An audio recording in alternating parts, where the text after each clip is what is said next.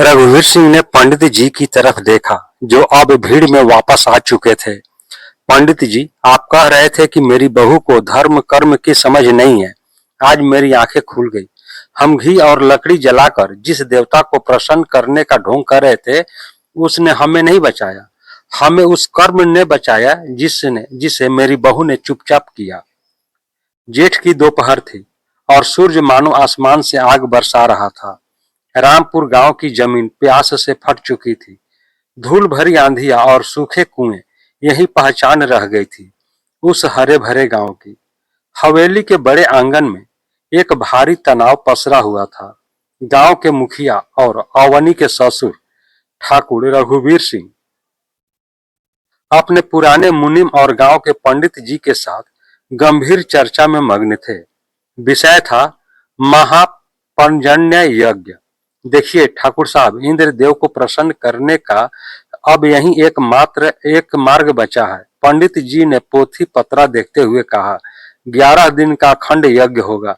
इसमें कम से कम 500 किलो घी, क्विंटलों लकड़ी और सबसे जरूरी बात, कलश स्थापना के लिए शुद्ध गंगा जल के 11 बड़े ड्रम चाहिए होंगे।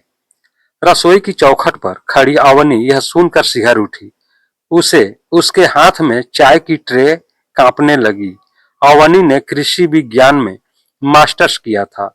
शहर से ब्याह कर जब इस गांव में आई थी तो उसने यहाँ के मिट्टी को सोना बनाने के सपने देखे थे, लेकिन यहाँ तो मिट्टी पानी के लिए तरस रही थी। वह अंदर आई और चाय रखते हुए संयत स्वर में बोली, बाबूजी, माफ कीजिएगा, पर क्या मैं कुछ कह सकती हूँ? रघुवीर सिंह ने चश्मे के ऊपर से अपनी बहू को देखा। उनकी आंखों में वही पुराना रोग था। कहो बहू।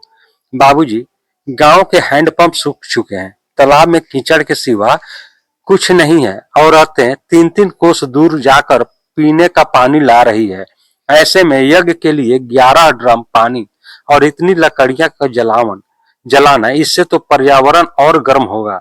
बारिश तो दूर, यहाँ सांस लेना मुश्किल हो जाएगा। पंडित जी ने नाक सिकोड़ी। ठाकुर साहब, आपकी बहू शहर की पढ़ी लिखी है, इन्हें धर्म कर्म की समझ कम है। ये देवताओं के प्रकोप को विज्ञान के तराजू में तौल रही हैं। अवनी, रघुवीर सिंह की आवाज में कड़वाहट थी।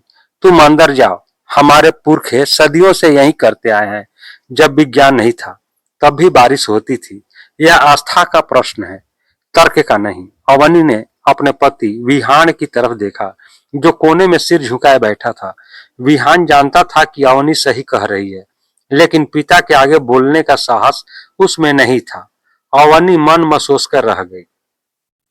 अगले 1 हफ्ते तक गांव में यज्ञ की तैयारियां जोर शोर से चलने लगी। अवनी देख रही थी कि कैसे गांव का बच्चा खुच्चा राशन और जमा पूंजी इस आयोजन में झोंकी जा रही थी। सबसे दुखद यह था कि गांव के पुराने तालाब, जिसे अवनी पुनर्जीवित करना चाहती थी, उसकी तरफ कोई ध्यान नहीं दे रहा था। अवनी ने कई बार विहान से कहा था, विहान, अगर हम सब मिलकर इस पुरानी बावड़ी की गाद निकाल दें और वर्षा जल संचयन का इंतजाम करें, तो अगली बारिश में हम पानी रोक पाएंगे। यज्ञ से बादल नहीं आएंगे, लेकिन मेहनत से पानी जरूर रुकेगा। विहान ने बेबसी से कहा था, अवनी, बाबूजी नहीं मानेंगे। तुम क्यों गांव वालों से बैर मोल लेती हो? काकी ताई सब बातें बनाती है कि नई बहू अपशकुनी बातें करती है। यज्ञ का दिन आ गया। पूरा गांव हवेली के बाहर मैदान में इकट्ठा था। एक विशाल पंडाल लगाया गया था। हवन कुंड में आग धधक रही थी और मंत्रोच्चार से वातावरण गूंज रहा था। धुएं के गुब्बारा आसमान की तरफ उठ रहे थे, जिसे देखकर गांव वाले उम्मीद कर रहे थे कि शायद ये बादलों का न्योता देंगे। अवली अवनी वहां नहीं बैठी थी। उसे घबराहट हो रही थी। वह चुपचाप हवेली के पिछले हिस्से में चली गई, जहां पुरानी बावड़ी थी।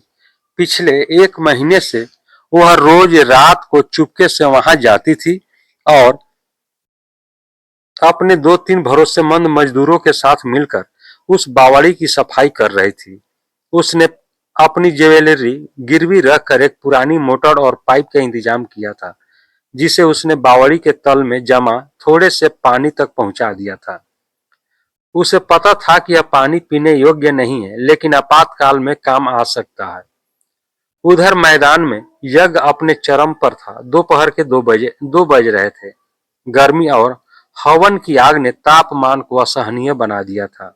अचानक तेज हवा का एक झोंका आया, लेकिन यह ठंडी हवा नहीं थी, यह लू थी। हवा इतनी तेज थी कि पंडाल का एक हिस्सा उखड़ गया और हवन कुंड की चिंगारियां पास ही रखे सूखे चारे के ढेर पर जा गिरी। देखते ही देखते सूखी घास ने आग पकड़ ली। सूखी घास ने आग पकड़ ली। आग आग आग लगे, भगदड़ मच गई। आग ने विकराल रूप ले लिया। पास ही गांव का अनाज गोदाम था।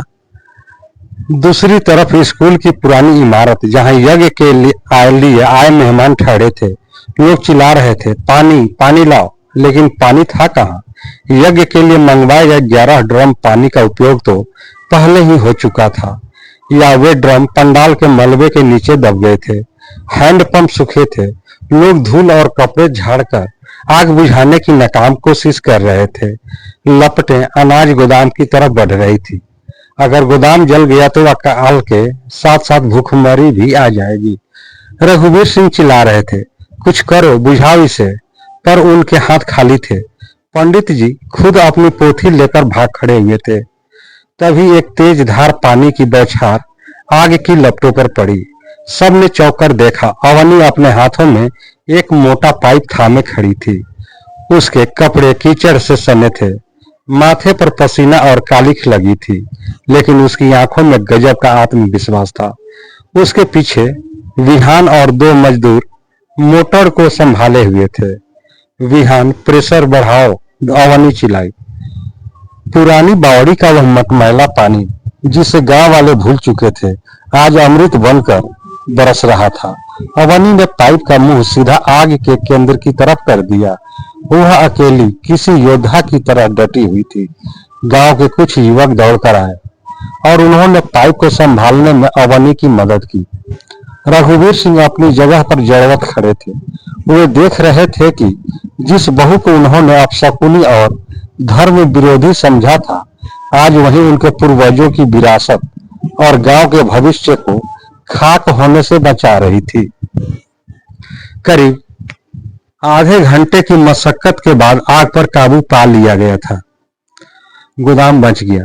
धुआं अभी भी उठ रहा था, लेकिन अब वह विनाश का नहीं, बल्कि राहत का धुआं था। अवनी पाइप छोड़कर वहीं बैठ गई। उसका गला सूख चुका था और हाथ कांप रहे थे। तभी गांव की कुछ औरतें, जिनमें बिमला काकी सबसे आगे थी, वहां आ गई। बिमला काकी वही थी जिन्होंने सुबह अवनी को ताना मारा था कि यज्ञ में न बैठकर कुल का नाश कर रही है। बिमला देवी ने अवनी की तरफ इशारा करते हुए कहा, देखो ठाकुर साहब, मैंने तो पहले ही कहा था, ये सब इसी का किया धरा है। न ये बावड़ी में छेड़छाड़ करती, न ये अपशगुन होता। यज्ञ खंडित हो गया। इसकी वजह से देवता नाराज होकर आग बरसा रहे हैं। रघुवीर सिंह धीरे धीरे चलते हुए अवनी के पास पहुंचे। अवनी ने डरकर नजरें झुका ली। उसे लगा कि अब उसे फिर से डांट पड़ेगी। उसने बिना पूछे मोटर क्यों लगाई। रघुवीर सिंह ने अपना हाथ आगे बढ़ाया। अवनी ने झिझकते हुए ऊपर देखा। ससुर जी उसे उठाने के लिए हाथ बढ़ा रहे थे। अवनी ने उनका हाथ थाम लिया और खड़ी हो गई। रघुवीर सिंह ने बिमला काकी की तरफ देखा। उनकी आंखों में एक नई चमक थी। बस कीजिए काकी। अब एक शब्द और नहीं। उनकी आवाज में इतनी गंभीरता थी कि भीड़ शांत हो गई। रघुवीर सिंह ने पंडित जी की तरफ देखा, जो अब भीड़ में वापस आ चुके थे। पंडित जी, आप कह रहे थे कि मेरी बहू को धर्म कर्म की समझ नहीं है। आज मेरी आंखें खुल गई।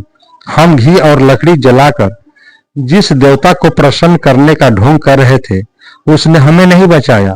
हमें उस कर्म ने बचाया जिसे मेरी बहू ने चुपचाप किया। उन्होंने अवनी के सिर पर हाथ रखा। मैंने शास्त्रों में पढ़ा था कि कर्म ही पूजा है, लेकिन इसका अर्थ आज समझ में आ गया। अगर आज अवनी ने इस बावड़ी को पुनर्जीवित न किया होता तो हमारा विश्वास हमें राख के ढेर में बदल देता। लेकिन ठाकुर साहब, यज्ञ खंडित हुआ है, प्रायश्चित तो करना पड़ेगा। पंडित जी ने दबी जुबान में कहा। प्रायश्चित हम करेंगे पंडित जी, रघुवीर सिंह ने दृढ़ता से कहा। लेकिन घी जलाकर नहीं, कल से पूरा गांव, मैं और आप भी अवनी के साथ मिलकर इस बावड़ी की पूरी खुदाई करेंगे। हम तालाब गहरा करेंगे और मेड़ बनाएंगे। असली यज्ञ वह होगा जब हम सूखी धरती की प्यास बुझाएंगे, न कि हवा में धुआं उड़ाएंगे। विहान गर्व से अपनी पत्नी को देख रहा था। शाम ढल रही थी। अभी भी बारिश नहीं हुई थी, लेकिन हवा में एक ठंडक थी।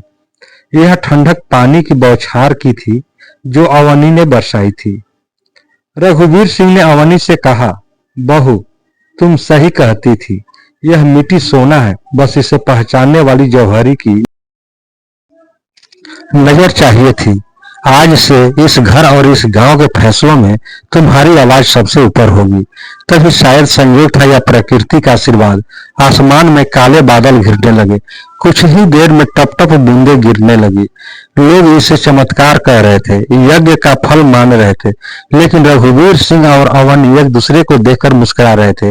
वे जानते थे कि यह बारिश सिर्फ मौसम का बदलाव है, लेकिन असली वृष्टि तो आज विचारों में हुई थी।